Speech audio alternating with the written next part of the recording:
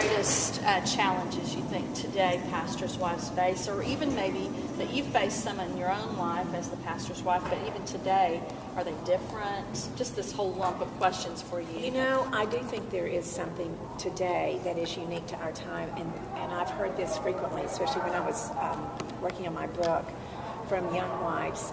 It's the time to be alone with your husband or have family time, because now, when I was a young mom, excuse me, we didn't have phones and cell phones and email.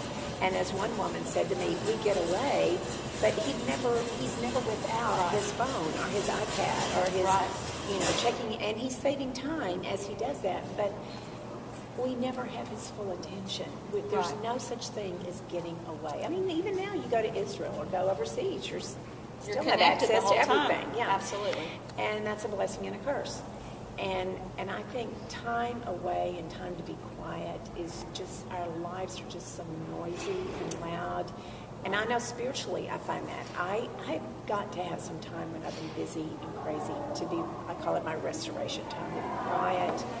And you need that with your husband, you need that with your children, you need that with God. Absolutely. And it is in a church life where there are 10,000 things going on every week. I just think you have to fight for it.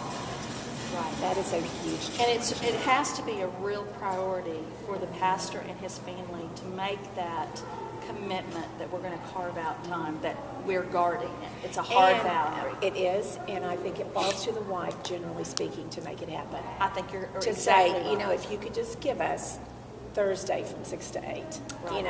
I know you've got, but to come up, we have a friend that whose husband went through a really hard time, and I tell about her story in this book, and she was so creative about just finding little fun things to do, to say, we're going to do something fun, I'm not going to tell you. Just wear your comfy clothes, and they go to a park and walk and have a picnic or something like that. But find creative things to do. But there are some things that you need to say, we need this time. Your children need to see you and remember what you look like. I would like you to look at my face for 5 minutes, Absolutely. and talk to you. And usually it's wives that carry the ball on that. And I would say to women, don't be afraid to do that. Don't be afraid to ask for a vacation, a short trip. And you're not overstepping your bounds. No, you're not. You're not. You are helping your husband be a good father, helping him be a good husband, helping him be a better pastor. Absolutely.